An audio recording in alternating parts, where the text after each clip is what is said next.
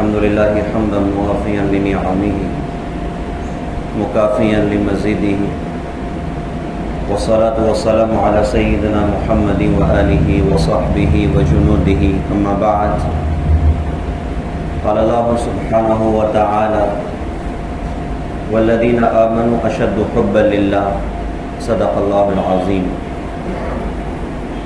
محترم بزرگوں، دوسرا عزیزینی بھائی،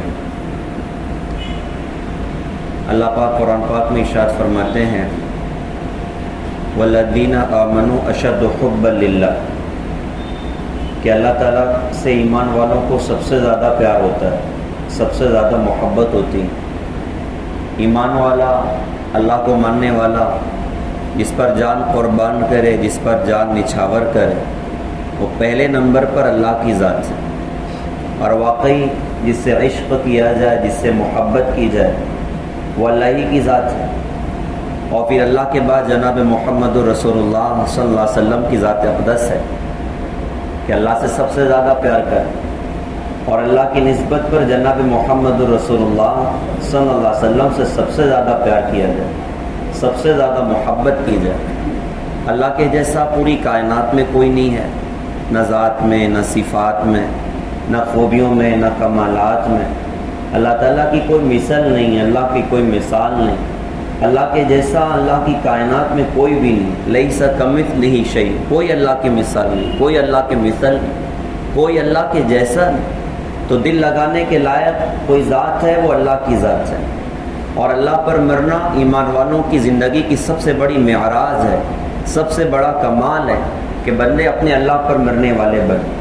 اور اللہ کا عشق اور محبت اور اللہ کی معرفت ہی ہے جو بندوں کو دنیا میں بھی کام آئے گی، جو بندوں کو آخرت میں بھی کام آئے گی۔ آخرت میں نجات کی پہلی بنیاد اللہ کی پہچان ہے، اللہ کی معرفت ہے، جو اللہ کو پہچاننے والے ہوں۔ قرآن پاک میں اللہ پاک نے ارشاد فرمایا یوم لا ينفع مال ولا بنون الا من اتى الله بقلب سلیم۔ قیامت کے میدان میں نہ مال کام آئے گا، نہ اولاد کام آئے گی، بلکہ قلب سلیم قیامت کے میدان میں کام آئے گا۔ بنا ہوا دل، اور بنا ہوا دل کون سا دل ہے؟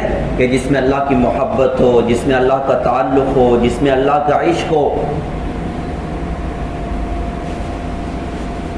اسی کے پیدا کرنے کے لیے ہماری تبلیغ میں سکھایا کہ بھئی ہم اللہ کی تعریف کے نغمے گائیں، اور گھر گھر جا کر، در در جا کر، ساری دنیا میں چل پھر کر اللہ کی قدرت کے تذکرے کریں، اللہ کی طاقت کے تذکرے کریں کہ رب اللہ ہیں، پالنے والے اللہ ہیں، ساری کائنات اللہ کی محتاج ہے، اور اللہ کسی کے محتاج نہیں۔ ساری کائنات میں اللہ کا ملک ہے، ساری کائنات میں اللہ کی چلتی ہے۔ اللہ جو چاہیں اپنی قدرت سے کر کے دکھائیں۔ اللہ دینے پر آئیں کوئی لے نہ سکے، اللہ لینے پر آئے کوئی دے نہ سکے، اللہ مارنے پر آئے تو بچانے والا کوئی نہیں، اللہ بچانے پر آئے تو مارنے والا کوئی نہیں۔ وہ عزت دینے پر آئے تو کرسیاں چھین کے بھی عزت دے کے دکھائیں، اللہ ذلیل کرنے پر آئے تو بادشاہوں کے سر پہ جوتے پڑوا دیں، اللہ نفع دینے پر آئے تو مندے میں نفع دے دیں، اور اللہ نقصان دینے پر آئے تو سیزن میں بھی پارٹی اندر کر دیں۔ اللہ شفا کے فیصلے کرے تو زہر بھی دوا کا کام کر جائے، اور اللہ موت کے فیصلے کرے تو دوائیں بھی ریئیکشن کر جائیں۔ وہ بچانے پر آئے، میزائل پھٹ رہے ہوں، اللہ اپنے قدرت سے بچا کر دکھا دیں، اور اللہ جب مارنے کے فیصلے کرے تو ساری دوائیاں اکٹھی کرو، اللہ اپنی قدرت سے مار کے دکھائے کہ زبردست قدرت اور طاقت اللہ کی ہے۔ تبلیغ میں سکھایا کہ تم خوب اللہ کی تعریف کے نغمے گاؤ، کہا کہ تاکہ تمہارے دل میں اللہ کا عشق پیدا ہو جائے، اللہ کی محبت پیدا ہو جائے، اللہ کا تعلق پیدا ہو جائے۔ اور دوسری بات یہ سکھائی کہ دن میں تو مخلوق میں چڑھ کر اللہ کی تعریف کے نغمے گاؤ، اور رات کی کچھ تنہائیاں فارغ کر کے اللہ کی یاد کے ساتھ وقت گزار لیا کرو۔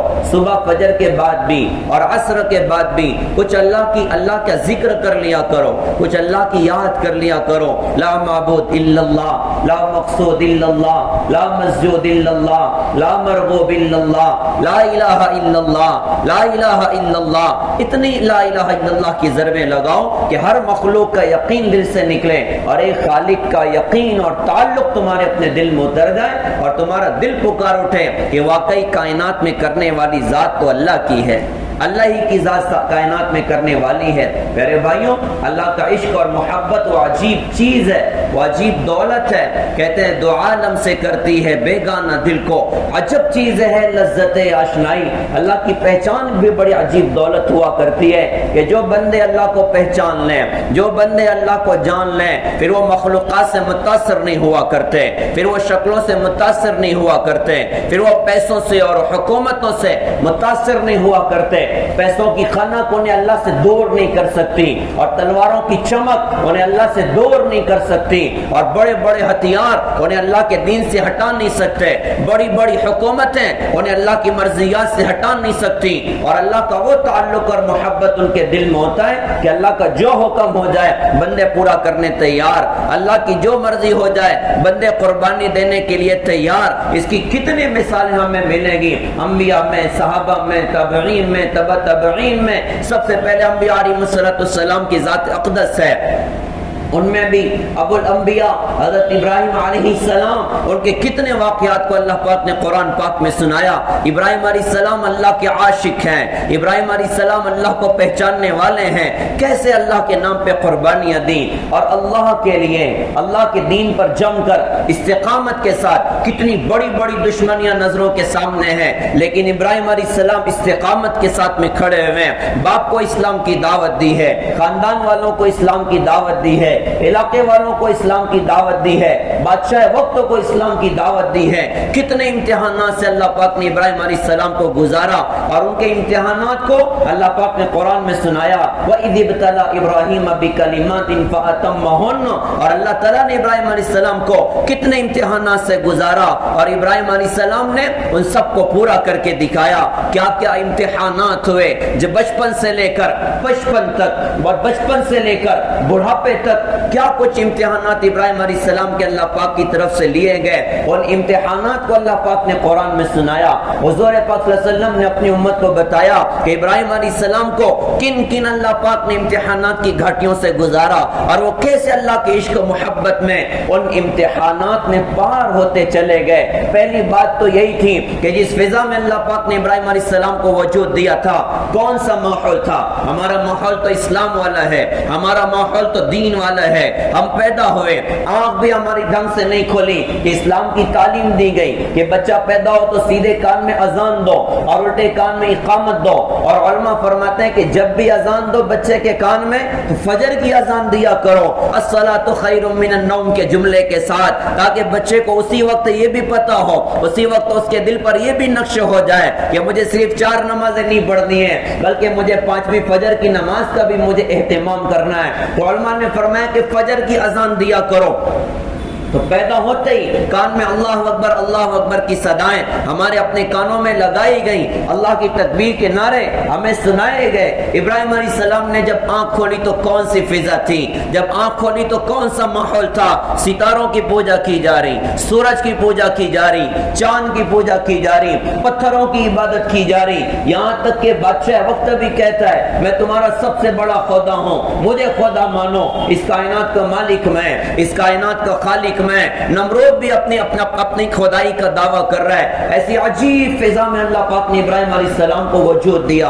ابراہیم علیہ السلام چاند کو, ستاروں کو دیکھا, کہا کہ یہ میرا رب ہو سکتا ہے. ستارے جب غائب ہو گئے, کہا کہ غائب ہونے والا میرا رب ہو نہیں سکتا. چاند پر نظر پڑی, کہا کہ یہ چاند تو ستاروں سے بڑا ہے, یہ میرا رب ہو سکتا ہے. جب چاند کو بھی زوال آیا, کہا نہیں یہ میرا رب ہو نہیں سکتا.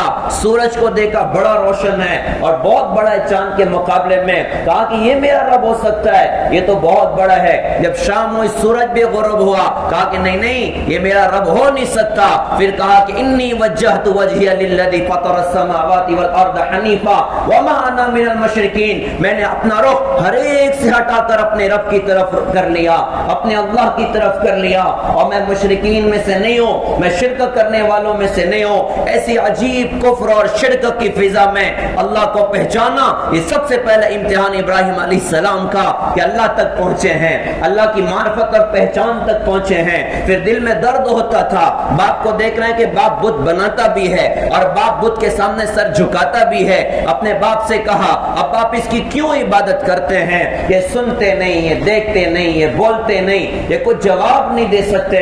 باپ نے کہا کہ ابراہیم اپنی حد میں رہو ورنہ تمہیں ختم کر دوں گا، وہ تمہیں جو ہے پتھر مار مار ہلاک کر دوں گا. ابراہیم علیہ السلام نے کہا سلام علیک ساستغفر لک ربی. ابا جان پھر تو السلام علیکم، میں اب آپ سے جدائی اختیار کرتا ہوں. اور کہا کہ میں آپ کے لیے اللہ پاک سے استغفار کروں گا، آپ کے لیے دعا کروں گا کہ اللہ آپ کو ہدایت عطا فرمائے، اللہ آپ کو صحیح راستہ دکھا دے. قوم کو دعوت دی ہے، قوم بھی مخالف ہو گئی. قوم سے کہا کہ تم ایسے پتھروں کی کیوں پوجا کرتے ہو جو سنتے نہیں، جو دیکھتے نہیں، جو بولتے نہیں، جو اپنے آپ کی حفاظت نہیں کر سکتے. قوم مخالف ہو گئی. ابراہیم علیہ السلام نے کہا کہ ان پر بات کا تو اثر نہیں ہو رہا ہے، اب کچھ ہتھوڑے ان کے دماغ پر پڑنے چاہیے. تو ابراہیم علیہ السلام نے ایک پلان بنایا. وہ لوگ ستاروں کی بھی پوجا کیا کرتے تھے. ساری قوم ایک تہوار کے موقع پر میدان میں جا کر کسی ستارے کی پوجا کیا کرتی اور بڑی وہ عید کا اور خوشی کا دن ہوا کرتا. وہ ساری قوم میدان میں نکلی. ابراہیم علیہ السلام نے فرمایا کہ میری طبیعت ٹھیک نہیں، میں ادھر ہی رہوں گا، مجھے ادھر نہیں جانا. اکیلے رکھے. ان کا ایک بہت بڑا بت خانہ تھا جس میں ڈھیر سارے بت تھے اور ان بتوں کی وہ عبادت اور پوجا کیا کرتے. ابراہیم علیہ السلام نے کدال لیا اور پہنچے بت خانے میں. جا کر بتوں سے کلام کیا، الا تسمعون، ارے کیا تم سنتے ہو؟ افلا کیا تم سنتے ہو؟ کیا تم دیکھتے ہو؟ کوئی جواب دینے کو تیار نہیں، کوئی بات کرنے کو تیار نہیں. ابراہیم علیہ السلام کو غصہ آیا. وہ کدال لیا، کلاڑی ہاتھ میں، اور کسی بت کا ہاتھ توڑا، کسی کا پاؤں توڑا، کسی کا سر اڑا دیا. اور ذہن میں ایک بات آئی کہ کام کرتا ہوں کہ یہ کلاڑی بڑے بت کے ہاتھ میں تھما دیتا ہوں، اس کو بالکل زخمی نہیں کرتا. کلاڑی کو بڑے بت کے ہاتھ میں تھما دیا. واپس آ گئے. قوم شام کے وقت میں اپنے علاقے پہنچی تو سوچا کہ چلو سجدہ شکر ادا کر لیں بتوں کے سامنے. جا کر بت خانے کا حال دیکھا، وہ سب دہشت میں آ گئے کہ کیا ہوا، اور کلاڑی پھر بڑے بت کے ہاتھ میں ہے. بہت بڑا ثبوت ہے کہ سارے بتوں کو توڑنے والا کون؟ بھئی ثبوت تو ادھر ہے، بھئی اوزار تو یہاں پر ہے، اوزار دیکھا جائے گا، بھئی ہتھیار کدھر ہے؟ اب بھئی معاملہ ہوا کہ یہ کس نے کیا ہوگا؟ من فعل ھذا بآلہتنا، ہمارے معبودوں کے ساتھ یہ کس نے کیا؟ آپس میں باتیں کرنے لگے کہ ایک نوجوان ہے جو ہمارے بتوں کے خلاف باتیں کرتا ہے، اسی ابراہیم نے یہ کیا ہوگا، بلاؤ ابراہیم علیہ السلام کو. ابراہیم علیہ السلام بلائے گئے تو لوگوں نے پوچھا کہ ابراہیم کیا تم نے ہمارے بتوں کے ساتھ یہ معاملہ کیا ہے؟ ابراہیم علیہ السلام نے فرمایا کہ بھائی ہتھیار تو بڑے بت کے ہاتھ میں ہے، اسی سے پوچھ لو کہ ان کو کس نے توڑا ہے. بظاہر تو یہی لگتا ہے کہ اس بڑے بت کا یہ سارا کیا کرایا ہے. لوگوں نے کہا کہ ابراہیم تجھے تو پتہ ہے نا یہ سنتے نہیں ہیں، تجھے تو پتہ ہے نا یہ بولتے نہیں ہیں. ابراہیم علیہ السلام نے فرمایا کہ لعنت ہو تمہاری عقلوں پر، ارے جب یہ سنتے نہیں اور بولتے نہیں یہ کیسے تمہاری حفاظت کریں گے؟ جب یہ اپنے آپ کو بچا نہیں سکتے یہ تمہیں کیسے بچائیں گے؟ قوم نے کہا کہ اب کیا کریں؟ لوگوں نے اکٹھا ہو کے مشورہ کیا، کہا کہ ایک کام کرتے ہیں، اب ابراہیم کو آگ لگا دیتے ہیں اور اپنے بتوں کی ہم مدد کرتے ہیں. معاملہ بادشاہ وقت کے پاس بھی پہنچا کہ کوئی نوجوان ہے جو مجھے خدا نہیں مانتا، کسی اور کی عبادت کیا کرتا ہے. بادشاہ نے بھی طلب کیا کہ ابراہیم تم کس کی عبادت کرتے ہو؟ تم مجھے خدا نہیں مانتے. تو جو دائی ہوتا ہے، جو اللہ کو پہچاننے والا ہوتا ہے، وہ بادشاہوں کے جلال سے متاثر نہیں ہوا کرتا، ان کے ہتھیاروں سے متاثر نہیں ہوا کرتا. ابراہیم علیہ السلام نے فرمایا کہ نہیں میں تجھے خدا نہیں مانتا. کہ پھر تم کس کی عبادت کرتے ہو؟ تو ارشاد فرمایا کہ میں ایک اللہ کی عبادت کرتا ہوں. کہ اللہ کون ہے ابراہیم مجھے بتاؤ تو صحیح. ابراہیم علیہ السلام نے فرمایا میرا اللہ وہ ہے جو مردہ سے زندہ کو نکالتا ہے اور زندہ سے مردہ کو نکالتا ہے. اس بدبخت کے دماغ میں بھوسا بھرا ہوا تھا. اس بدبخت نے کہا کہ ابراہیم یہ کام تو میں بھی کر سکتا ہوں. قید خانے سے 2 قیدیوں کو بلایا، ایک کی گردن فوراً بدن سے جدا کروا دی اور ایک کو کہا کہ جا میں نے تجھے آزاد کر دیا. کہا کہ دیکھ میں نے ایک کو مار دیا اور ایک کو زندگی دے دی. ابراہیم علیہ السلام نے سوچا کہ اس نالائق کو بھی کلہاڑے کی ضرورت ہے. ابراہیم علیہ السلام نے فرمایا میرا اللہ وہ ہے جو سورج کو مشرق سے نکالتا ہے، اگر تو خدا ہے تو مغرب سے نکال کے دکھا دے.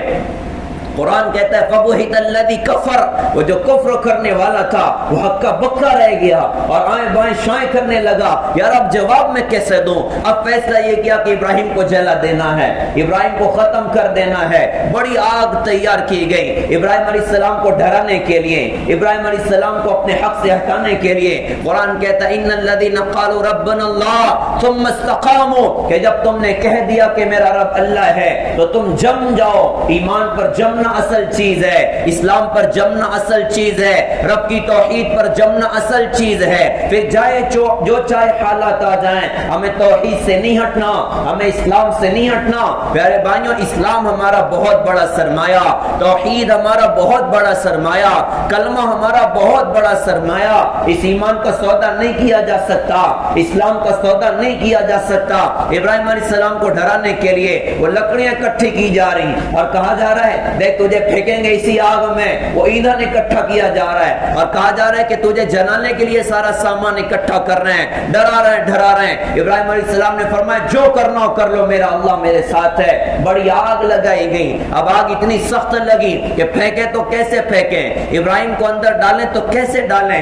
شیطان نے ترکیب بتائی کہ گلیل بناؤ، گوفن بناؤ اور اس میں ابراہیم کو بٹھا کے رسیوں سے باندھ کے آگ میں پھینک دو۔ وہ گوفن بھی تیار ہوا، آگ میں پھینکنے کی تیاری ہو رہی، آگ میں پھینکا گیا۔ عجیب اللہ پاک کی قدرت ہے، آسمانی دنیا پر ہلچل مچ گئی تھی، آسمانی دنیا پر ہلچل مچ گئی تھی۔ فرشتوں کا بھی یہی آج تک تجربہ تھا کہ اگر آرگینک میٹر آگ میں جائے تو جل جاتا ہے، انسان کو آگ میں ڈالنے تو جل جائے گا، لکڑی آگ میں ڈالنے تو جل جائے گی۔ انہوں نے آج تک یہی دیکھا کہ آگ تو جلا دیا کرتی ہے۔ فرشتوں میں عجیب غم اور حزن کی کیفیت ہے، پتہ نہیں کیا ہو جائے۔ فرشتے کہنے لگے اللہ پاک آپ کے خلیل کی مدد کو جائیں۔ اللہ پاک نے ارشاد فرمایا ٹھیک ہے جاؤ، اگر میرا خلیل قبول کر لے تو مدد کر دینا۔ وہ جبرائیل بھی آ گیا، میکائیل بھی آ گیا، ہوا کا فرشتہ بھی ہے، پانی کا فرشتہ بھی ہے۔ ابراہیم علیہ السلام پھینکے جا رہے ہیں، فرشتے آنکھوں کے سامنے، جبرائیل کہہ رہے ہیں ابراہیم کچھ مدد کریں، ہوا کا فرشتہ کہتا ہے کہ جی کچھ مدد کریں، پانی کا فرشتہ کہتا ہے کہ جی کچھ مدد کریں۔ ابراہیم علیہ السلام کا سوال ہے کیا تمہیں اللہ نے بھیجا؟ کہ نہیں اللہ نے نہیں بھیجا، ہم اجازت لے کر آئے ہیں۔ ابراہیم علیہ السلام نے فرمایا کہ پھر مجھے تمہاری کوئی ضرورت نہیں ہے، میرا اللہ مجھے کافی ہے، میرا اللہ مجھے کافی ہے۔ کہنے والے نے کہا تھا نا، علامہ اقبال نے کہا تھا بے خطر کود پڑا آتش نمرود میں، عشق عقل ہے محو تماشائے لب بام ابھی۔ عشق و محبت کی دنیا ہی نرالی ہوا کرتی ہے، عشق تو آگ میں کود گیا اور عقل دور دیکھ کے حیران کھڑی ہے، یہ کیا ہونے والا ہے؟ عقل کے معنی کہتے ہیں روکنے والی، روکنے والی، تو عقل نے تو روک دیا اور عشق ایسا عجیب اندر میں لگا ہوا کہ بے خطر آگ میں کھود پڑا۔ کیا ہوا؟ اللہ پاک نے دیکھا کہ میرا خلیل اپنے آپ کو بچانے کے لیے کسی سبب کو اختیار کرنے تیار نہیں، تو اللہ پاک نے بھی ان کے بچانے کے لیے جبرائیل کو حکم نہیں دیا، میکائیل کو حکم نہیں دیا اور بارش پانی کو حکم نہیں دیا، ہوا کو حکم نہیں دیا، بلکہ براہ راست اللہ پاک کا آگ کو خطاب ہو رہا ہے یا نار کونی بردا وسلاما علی ابراہیم، اے آگ میرے ابراہیم پر سلامتی کے ساتھ ٹھنڈی ہو جا، میرے ابراہیم پر سلامتی کے ساتھ ٹھنڈی ہو جا۔ اللہ کا براہ راست حکم ہوا۔ ابراہیم علیہ السلام کے لیے اللہ پاک نے آگ کو باغ بنا کے دکھایا۔ ابراہیم علیہ السلام مزے میں ہیں، خیال ہوا میری امی کو بڑا ٹینشن ہو رہا ہوگا۔ ابراہیم علیہ السلام نے دعا کی کہ اللہ سب سے پہلے میری امی کو یہ خبر پہنچا دیجئے کہ تیرا بچہ آگ میں بڑا خوشی سے ہے، بڑی عافیت سے ہے۔ اللہ پاک نے ان کو خبر بھی پہنچائی۔ ماں نے آگ میں آ کر اپنے بیٹے کے ہاتھ کا بوسہ بھی لیا۔ پیارے بھائیوں، اللہ پاک نے آگ میں ابراہیم علیہ السلام کو بچایا، وہاں سے نکال دیے گئے۔ کتنے سارے لوگوں نے کلمہ پڑھا۔ ابراہیم علیہ السلام کی آگ میں بھی بڑے مزے سے ہیں۔ لوگ کہتے ہیں کہ ابراہیم تیرے رب کے بھی کیا کہنے، آگ میں بھی تو بڑی عافیت سے ہے۔ وہاں سے نکالا گیا، جان پر بنائی۔ اب کہا ابراہیم علیہ السلام نے کہ میں تو اب اپنے رب کی طرف ہجرت کر کے جاؤں گا۔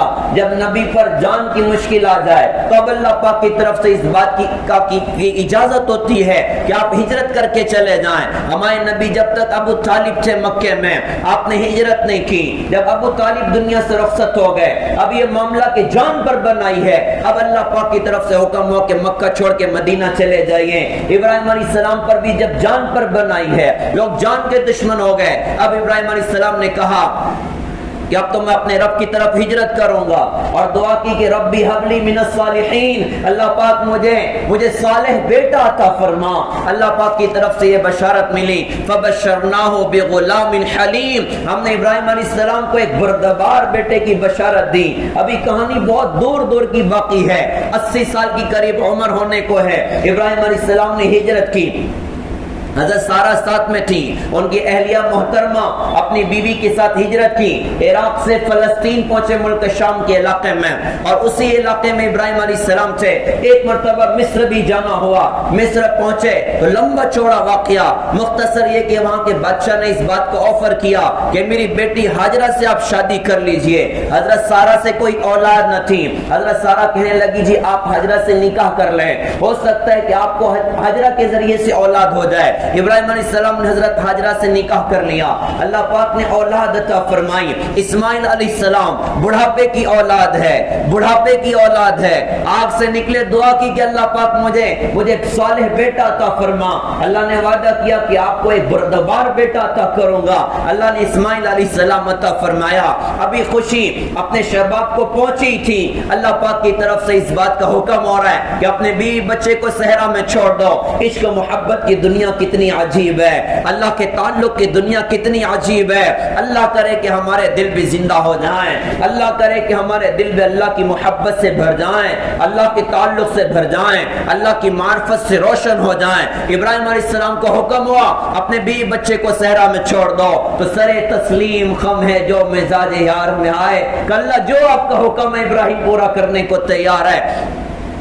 فلسطین سے نکالا اور جبرائیل کو رہبر بنا کر بھیج دیا، یہ تمہارے گائیڈ ہوں گے، یہ تمہیں بتائیں گے تمہیں جانا کدھر ہے۔ اب بیوی کو ساتھ میں لیا اور چھوٹا بچہ، گود کا بچہ ساتھ میں ہے۔ سامان سفر ہوا، چلتے چلتے کہیں پانی دکھتا، کہیں کوئی نہر دکھتی، کہیں کوئی چشمہ دکھتا۔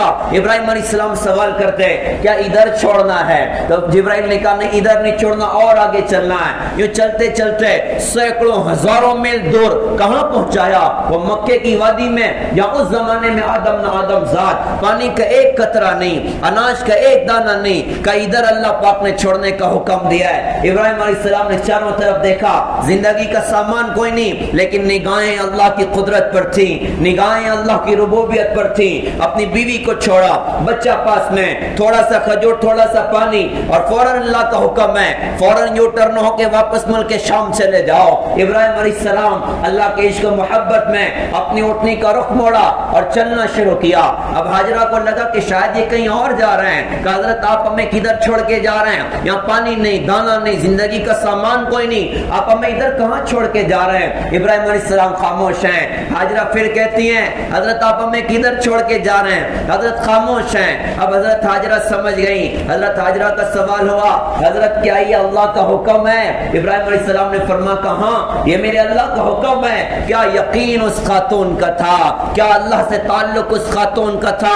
اس خاتون نے کہا پھر آپ خوشی سے جائیے، ہمارا اللہ ہمیں ضائع نہیں کرے گا، ہمارا رب ہمیں ضائع نہیں کرے گا۔ میرے بھائیوں، یہ ہماری اپنی ذمہ داری ہے کہ ہم اپنے گھر کی عورتوں کا مزاج دین کا بنائیں، اپنی بچیوں کو اللہ کا تعلق سکھائیں، اپنی بچیوں کو اللہ کا یقین سکھائیں۔ عورتیں کہتی میری بیٹی شادی کے قابل ہو گئی، کہتی کیسے ہو گئی؟ وہ کہتی میں نے روٹی پکانا سکھا دیا، سالن بنانا سکھا دیا، اور فلاں فلاں کام کرنا سکھا دیا۔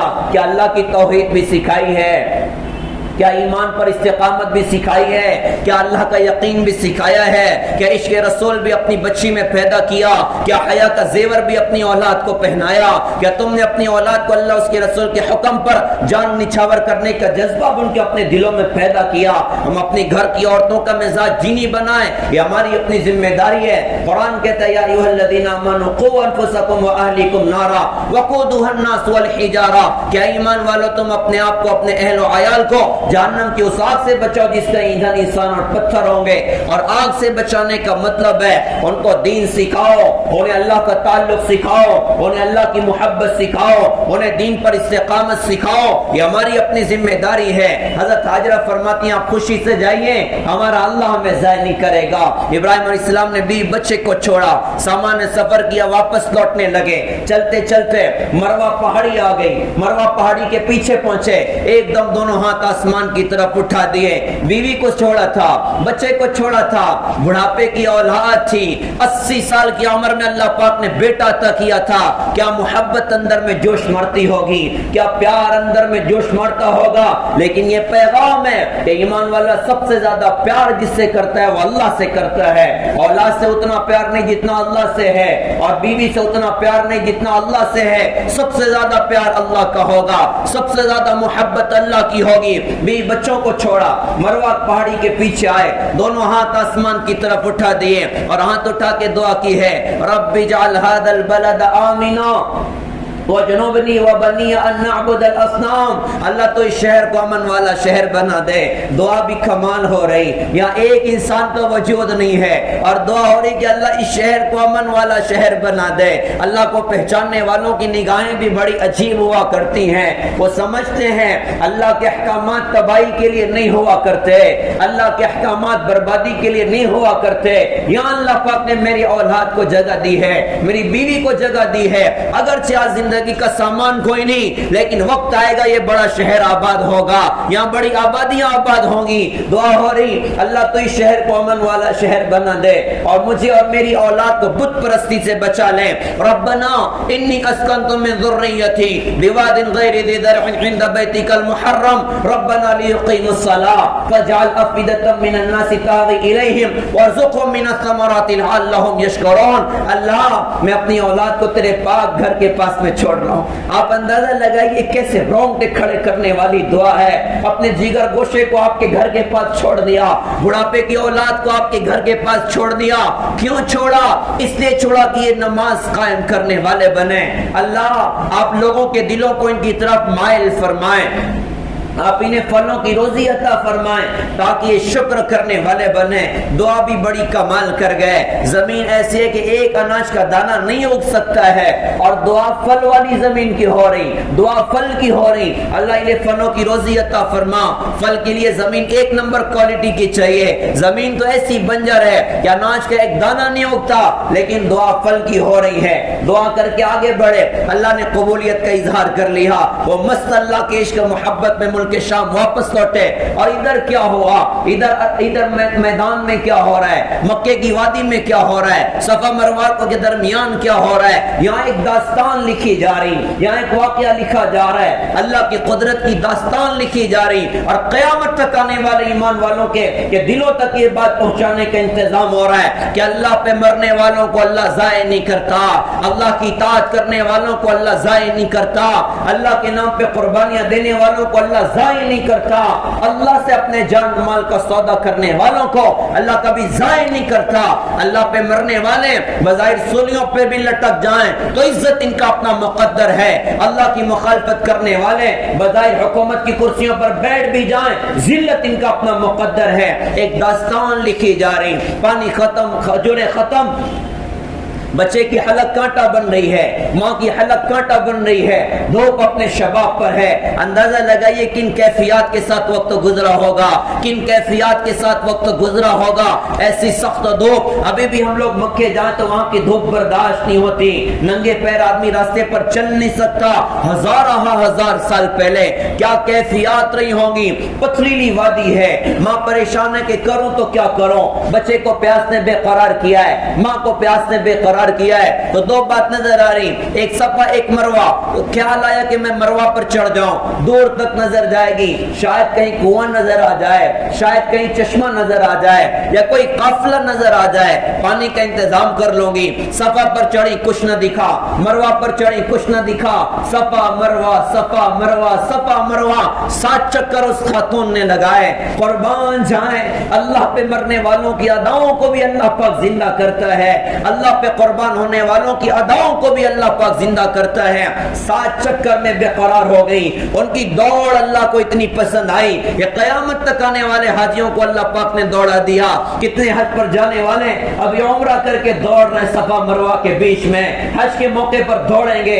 دوڑنا کوئی عبادت نہیں ہوا کرتا, لیکن اللہ کی بندی اللہ کی محبت میں دوڑی تھی, اللہ کے حکم پر دوڑی تھی. اس کی دوڑ اللہ کو اتنی پسند آئی, قیامت تک آنے والے مردوں کو دوڑا بلا دیا کہ دوڑو یہاں پر اور یاد کرو ایک اللہ کی بندی کو جو اللہ کی محبت میں اس درمیان میں دوڑی تھی، دوڑ دوڑ کے تھک گئی، نا امید ہو گئی کہ اب شاید زندگی کا سامان کوئی نہیں، اپنے آپ کو زمین پر ڈال دیا، بچہ ادھر مر رہا ہے میں ادھر مر جاؤں، کچھ آہٹ سے محسوس ہوئی، اللہ پاک نے جبرائیل کو بھیجا تھا، بچہ رو رہا ہے، ایڑیاں رگڑ رہا ہے، سر بھی مار رہا ہے، ہاتھ بھی مار رہا ہے، ایڑی کے نیچے انہوں نے پر مارا، وہاں سے زمزم کا پانی ابل پڑا، چشمہ ابل پڑا، آواز ہوئی، حضرت ہاجرہ کو لگا کوئی تو بچے کے پاس ہے، دوڑ کے بچے کے پاس آئیں تو کیا دیکھتے ہیں کہ پیڑی کے پاس سے پانی ابل رہا ہے، زمزم کہہ کے روکا، ٹھہر جا ٹھہر جا، اللہ کے رسول نے ارشاد فرمایا اللہ ہاجرہ کے حال پر رحم کریں، اگر اس کو زمزم کہہ کے نہ روکتی یہ پانی پوری دنیا میں جاتا،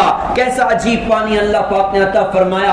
اچھا عجیب بات، علماء فرماتے ہیں کہ بچہ جب روتا ہے تو ہاتھ بھی تو مار رہا ہوتا ہے، سر بھی تو پٹک رہا ہوتا ہے اور پیر بھی مار رہا ہوتا ہے، تو زمزم کا پانی تو سب سے قیمتی تھا، سر کے پاس سے نکالنا چاہیے تھا، ہاتھ کے پاس سے نکالنا چاہیے تھا، اللہ نے ایڑی کے پاس سے کیوں نکالا؟ تو علماء نے فرمایا کہ جو بندے اللہ کے نام پہ قربان ہوتے ہیں اللہ ان کو دنیا سر چڑھی نہیں دیتا، پیر پڑی دیتا ہے اور برکت کے ساتھ دیتا ہے۔ اللہ نے ایسی برکت والا پانی عطا فرمایا، اچھے بر اعظم کا مسلمان زمزم پی رہا ہے، آج تک زمزم ختم ہونے تیار نہیں ہے، ایک ہی کنویں سے ساری دنیا پی رہی، کیسا برکتوں والا پانی اللہ پاک نے عطا فرمایا اور کہا کہ جس نیت سے پیو گے اللہ نیت کو پوری کر دے گا۔ ایسا عجیب پانی اللہ پاک نے دیا۔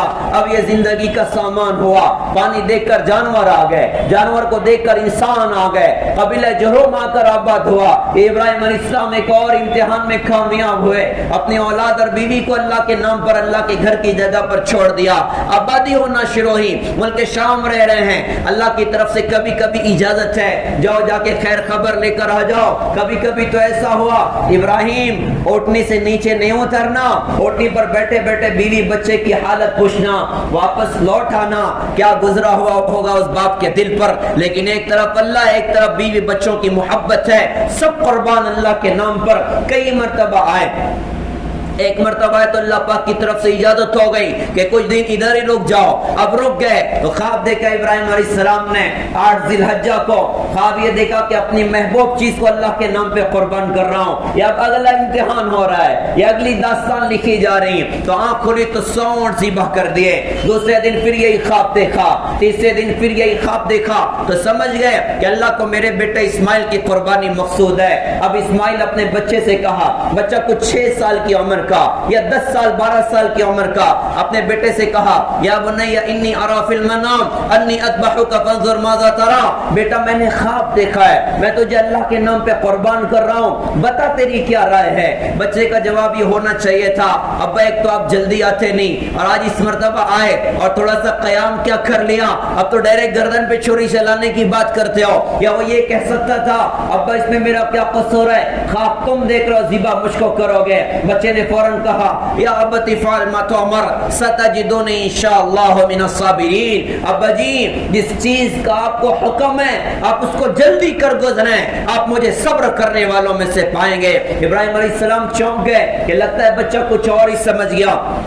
بچے نے کہا بیٹا تجھے ذبح کرنے کی بات کر رہا ہوں۔ بچے نے کہا بجان مجھے پتا ہے آپ مجھے ذبح کرو گے، کیا ہوگا مری جاؤں گا نا، دنیا سے بہتر جنت ہے، مجھے جنت مل جائے گی، اور آپ سے بہتر اللہ ہے، مجھے اللہ مل جائیں گے، آپ مجھے جلدی ذبح کر دو، آپ میرے ہاتھ باندھ دو، میرے پاؤں باندھ دو۔ ابا الٹا لیٹا کے ذبح کرنا، کہیں ایسا نہ ہو کہ آنکھ سے آنکھ ٹکرائے اور دل میں بیٹے کی محبت جوش مار جائے۔ ابا جان ایسا نہیں ہونا چاہیے، اچھا میں ذبح ہو جاؤں نا، میرا جبہ میں تو میری امی کو دے دینا، مجھے ادھر ہی دفن کر دینا، اور میری امی سے کہنا کہ رونے دھونے کی بات نہیں، تیرا بیٹا تو اپنے رب کے نام پہ قربان ہوا ہے۔ پیارے بھائیوں ہمیں بھی اپنی اولاد کی تربیت کرنی ہے، ہمیں بھی اپنے اولاد کو اللہ کا تعلق سکھانا ہے، اللہ کی معرفت ان کے اندر پیدا کرنی ہے۔ آج جیسے ایک زمین پر محنت نہ ہو زمین بنجر ہو جاتی ہے، ہائے رے ہماری نسلیں بنجر ہو رہی، حیا کا جنازہ نکل گیا، ایمان کا جنازہ نکل گیا، نماز کا جنازہ نکل گیا۔ کہنے والے نے بھی کیا عجیب کہا تھا، علامہ اقبال کے اشعار ہیں کہ شور ہے ہو گئے دنیا سے مسلمان نابود، ہم تو یہ کہتے ہیں کہ تھے بھی کہیں مسلم موجود، وضع میں تم نصارہ تو تمدن میں ہنود، یہ مسلمان ہیں جنہیں دیکھ کے شرما یہود، یوں تو سید بھی ہو مرزا بھی ہو افغان بھی ہو، تم بتاؤ تو سبھی کچھ ہو مسلمان بھی ہو۔ آج سارا دین ہماری اپنی نسل سے نکل رہا ہے۔ اللہ کے لیے ہم اپنی نسل کی تربیت کریں، اللہ کے لیے اپنے بچوں کی تربیت کریں، ہم اپنی اولاد کو وقت دیں، انہیں اللہ اس کے رسول کا تعلق سکھائیں، ان کی تربیت فکر آخرت کی بنیاد پر کریں، انہیں اللہ کا دین سکھائیں، انہیں قرآنی تعلیمات سے مزین کریں، انہیں دینی تعلیمات سے مزین کریں۔ بچہ کہتا آپ مجھے جلدی ذبح کرنا ہے، اندازہ لگائیے، چشم تصور میں دیکھیے، مینا کی وادی ہے، باپ بیٹے کو لے کر چلا اور مینا کی وادی میں پہنچا اور کہہ رہا ہے میں نے تجھے ذبح کرنے والا خواب دیکھا۔ بچہ کہہ رہا ابا جلدی ذبح کرنا ہے، ہاتھ باندھے پاؤں باندھے، بچے کو ہاتھ باندھ دیا پاؤں باندھ دیا، الٹا زمین پر لٹا دیا، سیدھا گھٹنا پیٹھ پر رکھا، الٹے ہاتھ سے سر کے بالوں کو پکڑا، تھوڑا اوپر اٹھایا اور سیدھے ہاتھ کی چھری گردن کے نیچے لگائی اور اس حیت میں ایک تیز نگاہ آسمان پر ڈالی ہے۔ اب گویا کہ اب اللہ سے بات کر رہے ہیں، اس تیز نگاہ پر آسمان کے فرشتے بھی دم بخود ہو گئے، آسمانوں کے فرشتوں میں چیخ چنگھاڑا مچا۔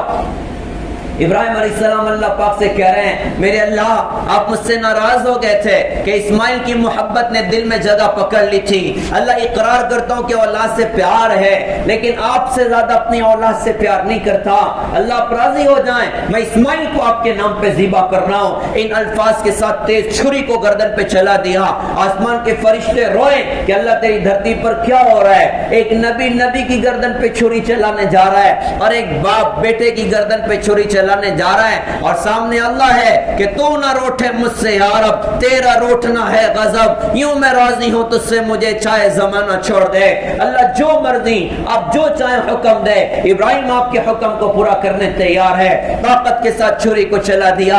اللہ بھی تو اللہ ہے، اللہ پاک نے انتظام فرمایا کہ اسماعیل علیہ السلام کو بچایا، پھر یہ میں جنت کا جانور ذبح ہوا اور اللہ پاک کی طرف سے یہ صدا آئی قد صدقت الرؤیا، اے ابراہیم آپ نے اپنے خواب کو سچا کر دکھایا اور پھر ان کی اس قربانی کو قیامت تک کے لیے اللہ پاک نے زندہ کر دیا، قیامت تک کے لیے اللہ پاک نے قائم کر دیا۔ ہر سال بقرعید کا موقع آتا ہے، ہمارے بھی سر پر بقرعید قریب ہے، عید الضحیٰ قریب ہے، ان قریب وقت آنا ہے، ماشاءاللہ لوگ جانور لے رہے ہیں اور تیاریاں کر رہے ہیں عید کی۔ یہ بقرعید پیغام ہے کہ اللہ پر مرنا سیکھو، اللہ پہ قربانیاں دینا سیکھو، اللہ کے نام پہ قربان ہونا سیکھو۔ بقرعید کس بات کا پیغام دیتی ہے؟ جانور کی گردن پہ چھری چلانے کے بعد گوشت کھانے کا نام بقرعید نہیں ہے، ٹکی اور کباب کھانے کا نام بقرعید نہیں ہے۔ بقرعید پیغام ہے کہ اللہ کے نام پہ یوں قربان ہوا جاتا ہے، اللہ سے عشق کرنے والے اللہ کے ایک حکم کو اس انداز سے پورا کیا کرتے ہیں۔ پیارے بھائیوں ہر سال ہماری اپنی بقرعید آتی ہے، آ کر چلی جاتی ہے۔ یہ کون سی قربانی ہے کہ ایک طرف تو جانور کی گردن پہ چھری بھی چل رہی، دوسری طرف چہرے پر اسورہ بھی چل رہا ہے، ایک طرف جانور کی گردن پہ چھری بھی چلے، دوسری طرف موبائل میں ننگے فلمیں بھی چل رہی، ایک طرف جانور کی گردن پہ چھری بھی چلائی، دوسری طرف نمازوں کو بھی چھوڑ دیا، دوسری طرف نبی کی سنتوں کو بھی چھوڑ دیا، دوسری طرف قرآن کو بھی بھلا دیا، دوسری طرف ماں باپ پر ظالم بھی بن گئے، دوسری طرف بہنوں کا حق مارنے والے بھی بن گئے، دوسری طرف شراب بھی چل رہا ہے، دوسری طرف زنا بھی چل رہا ہے، دوسری طرف ناچ گانے کی محفلیں بھی چل رہی، ایک طرف تو جانور کی گردن پہ چھری بھی چلائی، دوسری طرف ناچنے والوں کو زندگی کا ہیرو بنایا۔ یہ کون سی بقرعید ہے اور یہ کون سا بقرعید کا پیغام ہے؟ بقرعید کا پیغام تو یہ ہے کہ اللہ کے احکامات کو کبھی قربان نہ کرنا، چاہے جو قربان کرنے کا موقع ہو جائے کر دینا، اللہ کے احکامات کو نہ چھوڑنا، اللہ کی ذات اقدس کو نہ چھوڑنا۔ کتنے امتحانات سے اللہ پاک نے ابراہیم علیہ السلام کو گزارا، ہر امتحان میں پار ہوتے چلے گئے، ہوتے چلے گئے، ہوتے چلے گئے، اور سب سے زیادہ سخت امتحان اپنے اولاد کی گردن پہ چھری چلانے کا تھا۔ میرے پیارے بھائیوں یہ واقعات اللہ پاک نے مجھے اور آپ کو سنائے، دل بہلانے کے لیے نہیں سنائے، یہ عبرت کے لیے سنائے ہیں، یہ سمجھانے کے لیے سنائے ہیں کہ تم بھی اللہ سے سودا کرنے والے بنو، تم بھی اللہ اس کے رسول کی اطاعت کرنے والے بنو۔ لہذا پیارے بھائیوں بقرعید ہمارے سر پہ ہے، نیت کریں کہ اللہ پاک نے ہم پر قربانی واجب کی ہے، انشاءاللہ ضرور کریں گے۔ کچھ ایسے بھی خناس لوگوں کے دماغ میں بھرے ہوتے ہیں، لوگ کہتے ہیں کہ اتنے جانور قربان کرنے سے اچھا ہے کسی غریب کو پیسہ دے دو، کسی غریب کو کھانا دے دو۔ تو جب موبائل خریدتے ہیں تو یہ جذبہ کیوں نہیں پیدا ہوتا کہ 1 لاکھ کا موبائل خریدنے سے پہلے کسی غریب کے گھر میں آٹا بھیجا دو، اور 2-5 لاکھ کی گاڑی خریدنے سے پہلے کہ کسی غریب کی بیٹی کی شادی کر دو، کسی غریب کے کھانے کا انتظام کر دو۔ قربانی کے موقع پہ یہ خناس کیوں اتر آتا ہے؟ حج کے موقع پہ یہ خناس کیوں اتر آتا ہے؟ کوئی بندہ ایک حج کے بعد دوسرا کرنے لگ جائے۔ کچھ ایسے بھی نادان آتے ہیں، ارے میاں 4-5 لاکھ جم جا کے خرچ کرو گے، ارے کسی غریب کو دے دو، کسی بیوہ کو دے دو۔ ہائے رے ہائے، عبادت میں یہ بات نہیں پیدا ہونی چاہیے۔ عبادت جتنی کرے اتنا بہتر ہے۔ موبائل خریدنے سے پہلے یہ سوچنا چاہیے بھائی کسی غریب کا ہمیں خیال کرنا ہے۔ بچے کو 2 لاکھ کا موبائل دلایا، اس سے پہلے سوچو کہ بھائی کسی غریب کے گھر مجھے آٹا بھرنا ہے، کسی غریب کے گھر میں مجھے چاول بھرنا ہے۔ ہم شوق کے ساتھ قربانی کریں۔ صحابہ نے اللہ کے رسول سے پوچھا تھا، حضرت یہ قربانی کیا ہے؟ اللہ کے رسول نے ارشاد فرمایا، سنت ابیکم ابراہیم، تمہارے باپ ابراہیم علیہ السلام کی سنت ہے۔ کہ حضرت اس کے بدلے میں ہمیں کیا ملے گا؟ ارشاد فرمایا کہ جانور کی ہر بال کے بدلے میں اللہ پاک تمہیں نیکیاں عطا کرے گا، اور خون کا قطرہ زمین پر گرنے سے پہلے اللہ تمہاری مغفرت کا سامان کرے گا۔ لہذا نیت کریں کہ قربانیاں انشاءاللہ کریں گے، اور دکھائے تو ایسے نہیں کریں گے کہ فلاں نے 3 لاکھ کا جانور لے کے آ گیا، 5 لاکھ کا بڑا جانور لے کر آ گیا۔ بہتر ہے کہ اللہ پاک نے دیا ہے تو ڈھیر سارے جانور لے لیے جائیں۔ ایک کرنے سے بہتر ہے بھائی 10 جانور کی ہم ماشاءاللہ قربانیاں کریں، کتنا نام چڑھ جائے گا۔ 10 کی کریں، کوئی ایک جانور کسی غریب کو دے، بھیا تیرے سب بچوں کے نام سے قربانی کر لے، کسی بیوہ کو دے کہ تمہارے گھر والوں کے نام سے قربانی کر لیں، تو ڈھیر سارے جانور ماشاءاللہ اللہ نے استطاعت دی ہے ذبح کریں۔ نام و نمود کی نیت سے نہ کریں۔ قرآن میں اللہ پاک نے ارشاد فرمایا کہ اللہ کے پاس تمہاری قربانیوں کا وہ گوشت نہیں پہنچتا اور خون اور خال نہیں پہنچتا، بلکہ اللہ کے پاس تو تمہارے دل کی نیتیں پہنچتی ہیں، تمہارا تقوی پہنچتا ہے۔ لہذا جذبہ اللہ کی رضا کا ہونا چاہیے، جذبہ اللہ کی خوشنودی کا ہونا چاہیے۔ ہم شوق کے ساتھ قربانی کریں اور اس جذبے کے ساتھ کریں، انشاءاللہ اللہ کا جو حکم ہماری طرف متوجہ ہوگا اللہ کے ہر حکم کو انشاءاللہ پورا کریں گے۔ یہ شریعت محمدی میں ہمیں پیغام دیا، قرآن پاک میں ارشاد فرمایا وَلَا تَمُوتُنَّ إِلَّا وَأَنْتُمْ مُسْلِمُونَ، کہا کہ تمہیں موت نہ آئے مگر اس حال میں کہ تم مسلمان بن کر مرو۔ کیا مطلب ہے کہ جیو مسلمان بن کر، تب تو مرو گے مسلمان بن کر۔ لہذا اللہ کے احکامات کو اپنی زندگی میں جگہ دیں، اللہ کے دین کو اپنی زندگی میں جگہ دیں۔ اللہ کا جو حکم ہماری طرف متوجہ ہو جائے اس حکم پر کھڑے ہونے والے بنے، استقامت کے ساتھ اس پر چلنے والے بنے۔ نماز کا اہتمام ہماری زندگی میں، اللہ نے مال دیا، ہم زکوٰۃ شوق کے ساتھ دیں، رمضان کا شوق کے ساتھ اہتمام کریں۔ اللہ نے مال دیا، اللہ کی بارگاہ میں حاضری دینے والے بنے، حج کرنے والے بنے، شوق اور جذبے اور رغبت کے ساتھ جانے والے بنے۔ نبی کی ایک ایک سنت کو ہم اپنی زندگی میں جگہ دیں۔ ہم دعوت تو بڑی آسانی سے کر لیتے ہیں کہ صاحب میں بھی تو عاشق رسول ہوں، میں بھی تو غلام رسول ہوں۔ یہ کون سا عشق رسول ہے کہ ناچ گانے کی محفلیں چل رہی؟ یہ کون سا عشق رسول ہے کہ نوجوان نچنے والوں کو زندگی کا ہیرو بنائیں؟ یہ کون سا عشق رسول ہے کہ نوجوان بچیاں بے پردوں کے بازاروں کی زینت بن جائیں؟ یہ کون سا عشق رسول ہے کہ مسلمان کے ہاتھ میں شراب کے جام چھلکیں؟ یہ کون سا عشق رسول ہے کہ مسلمان اوروں کا مال دبا لیں، مسلمان اوروں کی زمینیں دبا لیں؟ یہ کون سا عشق رسول ہے کہ مسلمان بہنوں کا حق ضائع کر دے؟ یہ کون سا عشق رسول ہے کہ مسلمان اپنے ماں باپ کو گھروں میں گالیاں دے؟ یہ کون سا عشق رسول ہے کہ مسلمان نماز چھوڑ کے زندگی گزارے؟ یہ عشق رسول نہیں ہے، عشق رسول کا دھوکہ ہے۔ عشق رسول زندگی کا انداز بدل دیتا ہے۔ لہذا پیارے بھائیوں، یہ بقرعید ہمیں بننے کا پیغام دیتی ہے، یہ عید ہمیں بننے کا پیغام دیتی ہے، رمضان ہمیں بننے کا پیغام دیتا ہے۔ زندگی کا بڑا زمانہ گزر چکا ہے، باقی زندگی کتنی ہے کوئی نہیں بتا سکتا۔ لہذا پیارے بھائیوں، اب ہمیں بننے کے عزم کرنے انشاءاللہ۔ آج تک جو کچھ نیکیاں زندگی میں مبارک کے بہت بڑی بات ہے، لیکن مکمل اسلام والا بننا، مکمل دین پر انشاءاللہ میں چلنا، ہم نیت کریں انشاءاللہ مکمل دیندار بنیں گے، 100% دین کو انشاءاللہ اپنی زندگی میں جگہ دیں گے، جئیں گے اللہ اس کے رسول کے دین کے مطابق، اور مریں گے انشاءاللہ اللہ سے رسول کے دین کے مطابق۔ اس کو سیکھنا بھی ہے اور سارے عالم میں انشاءاللہ زندہ کرنا بھی ہے۔ اس کے 3 کام بطور خاص کر رہے ہیں۔ ایک تو یہ کرنا کہ ہم علماء سے جڑ کر چلیں، علماء کی رہبری میں زندگی گزاریں، موت میت علماء، کاروبار علماء، تجارت علماء۔